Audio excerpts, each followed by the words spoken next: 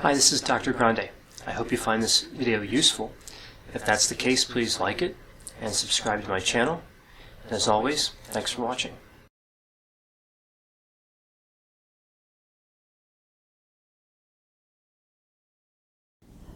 Hi Jeff, how you doing today? I'm all right. Thanks for actually seeing me today. Sure. How have you been? I know last time I spoke with you, you were having some difficulties at work. I'm still having difficulties at work, and that's why I'm glad I have a session today, because it hasn't stopped. The frustration and anger is just it's there 10 times more than normal.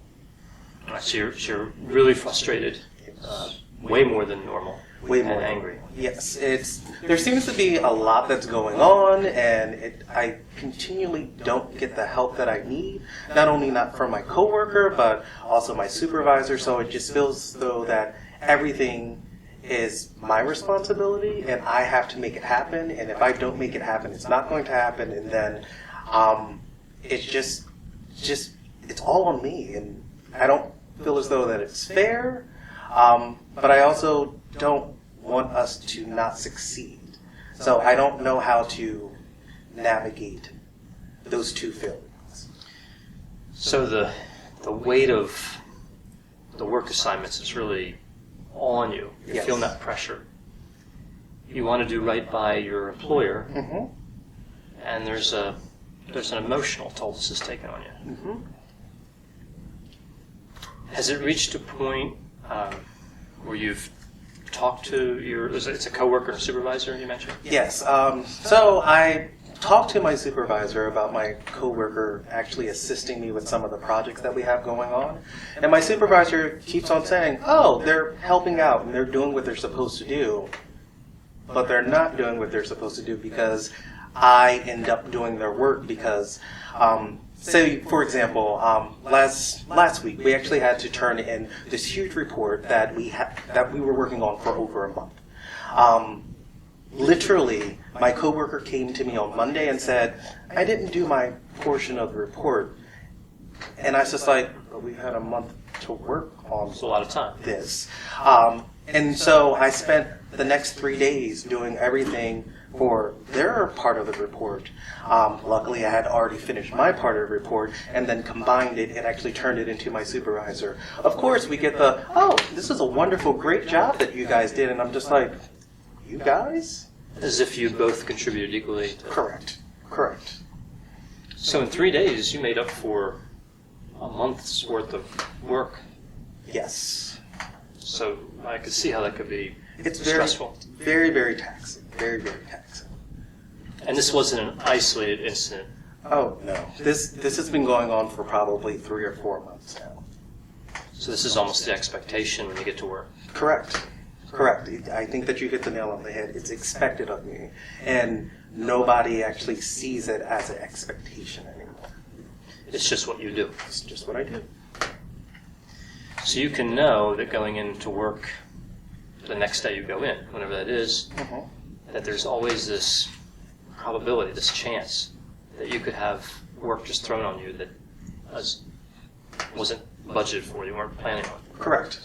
And sometimes that work actually comes out from my supervisor, but it's mostly coming from my coworker. Like, I know they're not going to do their portion, so I just automatically start doing it anyway. Because you know you kind of have to. I know it's going to fall on my lap either today, tomorrow, next week. So I would rather be preemptive and actually start it then so that I'm not rushing like I was like last week to finish a month's worth of work in 3 days worth of time. So I'm not as stressed. So you've tried to address this in the framework, in the context of your work. You've talked to the supervisor, to the coworker. I talked to the supervisor. I'm afraid, I can't really talk to the coworker because I don't feel as though that's my position. However, I have expressed my frustration, my anger, my disappointment with my supervisor, and my supervisor keeps on saying, oh, I'll fix it, or, oh, it doesn't seem as though that they haven't done their piece of the work, because I do all of it and it's turned in. So I have, but there doesn't seem to be anything happening outside of that. What kind of options in terms of your job do you feel like you have now? I don't feel as though that I have any options. That's the thing. I think that either if I don't do the work and we fail, we're going to lose some of these big projects that we're working with, which then is going to impact our entire office. And if it impacts our entire office, like, somebody might be let go. And because I am the newest person in our office, I feel as though that's going to be me. So I need to protect my job by doing not only my work, but my coworkers' work and sometimes my supervisor's work. So you're really figuratively fighting for survival. Correct. Do you think your coworker is aware that if there is a failure with getting projects done, that you would be the one that would be let go? I think, yes.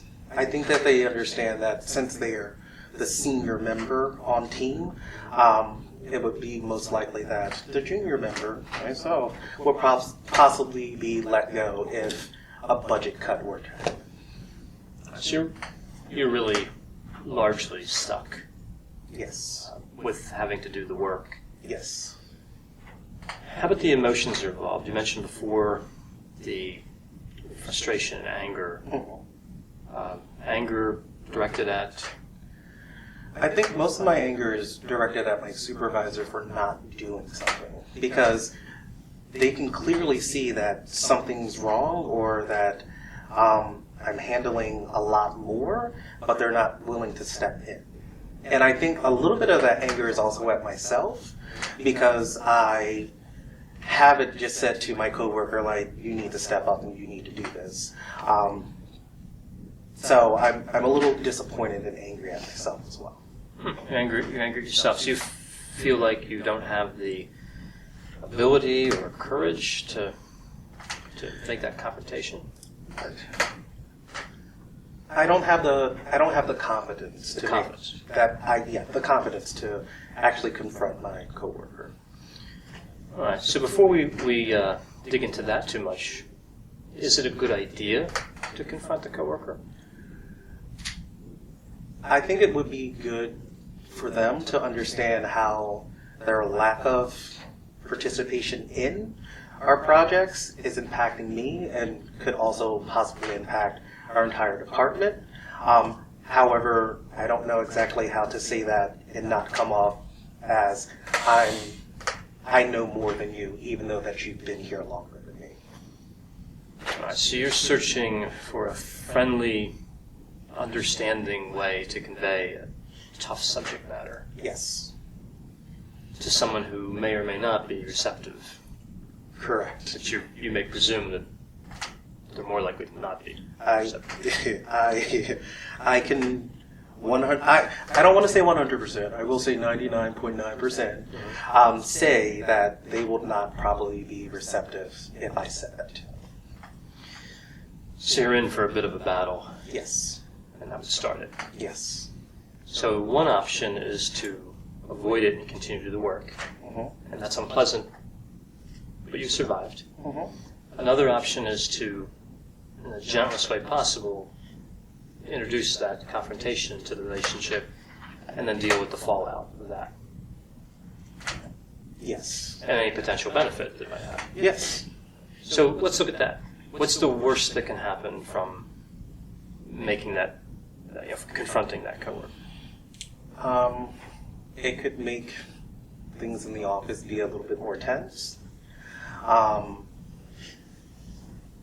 It could possibly put an additional spotlight on what I am doing, or rather not doing, which I'm doing everything, so what I'm doing.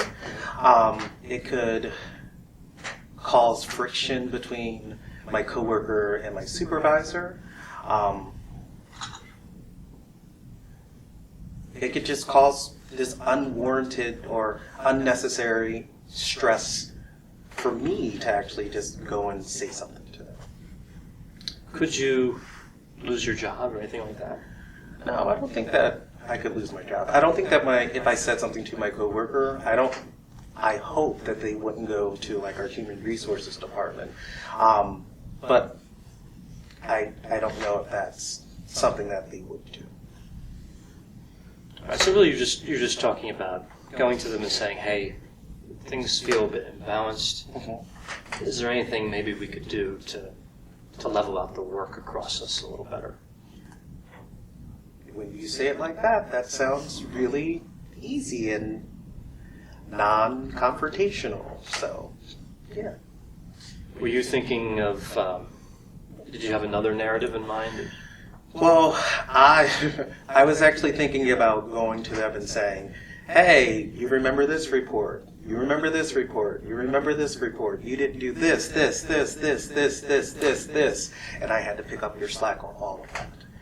Can we not make that happen again in the past? Okay, so maybe a little more direct than what I was throwing out there. Yeah.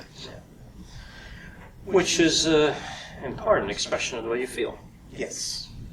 You have feelings that match that pretty well. Very much so.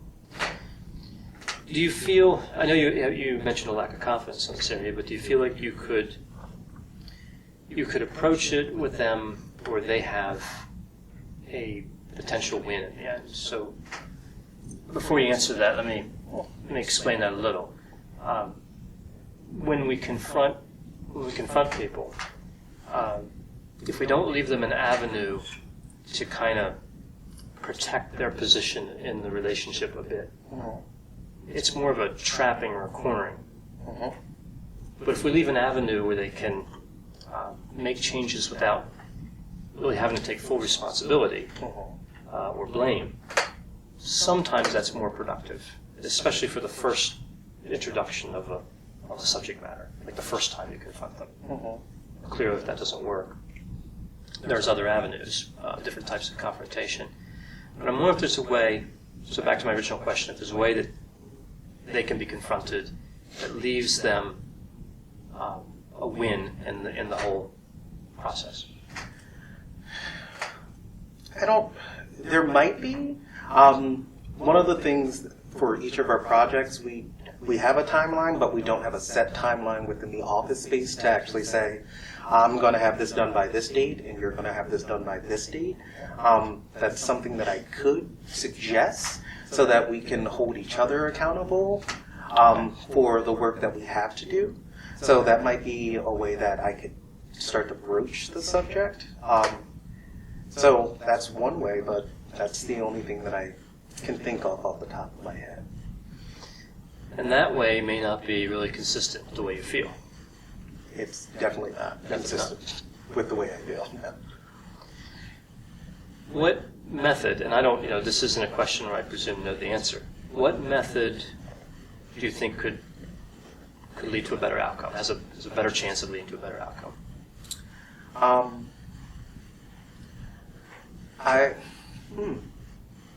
I believe if I was able to have a conversation where we didn't necessarily talk about the distribution of work, but if we had a conversation on what we're both good at and how we can actually complement each other with doing our work, I think that would be a better conversation so that they could take what I had to say a lot easier. So I could go to them and say, hey, I understand that you're not good at doing this type of report. However, I'm really good at doing this. However, I see that you have excellent skills when it comes to formatting and getting everything together and actually submitting it to whom it needs to get to. Can we actually start to distribute the work that way so that they can do what's, I don't want to say easy, but what's going to be productive for them, and I can do what's going to be productive for me. Right. So really what you're suggesting is not even confrontational, it's just going in and saying, you have some strengths, they have some strengths. Wouldn't it be great if we could explore those strengths in the way we divide up the responsibilities? Yeah. If you went and said that, would there be a part of you that is kind of stuffing down those emotions of frustration during that talk? Yeah, but I think that if I do have that conversation that way, I think that frustration and anger that I have had, I think it would slowly disappear because then I know that they would still be doing something for the projects that we have to complete. So I think that my past feelings, they would slowly diminish because I know that we would be doing equal work moving forward. Okay, so you may have some feelings at that moment, but looking at the outcome, as you think about the outcome, you could think, well, this is tough right now, but I feel hopeful that it's going to work out in the future. Yeah, correct. And that could give you the confidence, the ability to kind of push through that exercise, that discussion. Correct. Yep. Is there a certain time of the day where you feel less frustrated? It's probably around 3 o'clock. Generally, there's a 3 o'clock slump where everybody goes out and grabs coffee or something, and I think that during that time, that might be a good time to possibly bring up that conversation or at least broach the subject. I can actually probably broach that subject with my supervisor at that time to see if they think that might be a good idea. Okay, to get some buy-in at that level. Yes. So maybe a little bit in the afternoon, 3 o'clock. Is there a particular day of the week that's better for a discussion like that? There's less stress, less going on? No, there's not. Basically, our weeks are. It all depends on what projects we have coming in, so I can't give a specific day. I know Monday's not a good day just because nobody really wants to be at work at Monday. Yeah. And Friday it's probably not a good day because everybody's just like, I just want to go home and have fun during the weekend. So it's probably Tuesday, Wednesday, or Thursday that's probably the best time to have that conversation. Now this is the topic you certainly thought about, you've had feelings about. What do you think you could do to prepare for that talk? What could you rehearse? For one thing, I think that I need to look at what I'm good at or what I think I'm good at. And then also compare that to what I believe my coworker is good at. So I can figure out what duties can be split up. So that's one thing. So maybe writing that down. Writing that down. Also, I think that me going into the situation because I don't have the confidence, I think that if I write down what I think I want to say or need to say, I think that might be a way for me to keep the conversation on track and not letting it go off into left field somewhere. You don't want it to go off in left field. That's a goal, right? That's something you want to avoid. Is there a specific trigger or event that when it comes along in that conversation that you may see that and say, I need to just break off this conversation or else I'm risking going off in the left field? I think that when it comes to talking about our strengths, and if my coworker just is like, I'm perfect at everything, I'm just like, no, you're not. I think that would, veer the conversation in a different direction that I don't think that I would be able to get it back on track. So I could possibly, instead of saying these are the things that I think that you're good at, I can ask them, what do you feel as though that you're good at, so that when we get into the discussion a little bit more, I can actually use their feedback and use their ideas to then figure out how we can divvy up our work. Right, so do you like this idea that we've kind of been bouncing around of a mild, productive, strength-based conversation with the coworker? Yeah. I think it's something that I could work up to doing. I don't know if I could do that tomorrow, but it's something I think that I could work up to doing. So, how about this for a plan? And let me know what you think of this. Okay. Between now and the next time I see you, which should be about a week, do you want to rehearse and kind of go through and play this out with what we will say, maybe put in a few contingency plans like if they say something unexpected or expected, Okay. what you would do. And the next session, we can role play that interaction. Right? So give me some ideas of what they might do, and I'll try to play that character. I think that's amazing. Okay. So we'll look at that for next session. So write down those talking points. Okay. Think of the best case scenario and factor in some less ideal scenarios. Okay. And we'll just run through the various iterations of that you bring in, and we'll try to refine your presentation and the way you talk to that coworker. I can do that. Does that sound good? Yep. All right, so take care of that. I will see you in a week, and we'll move forward, and hopefully we can get you through this obstacle. Perfect. Thank you. All right, thanks, Jeff.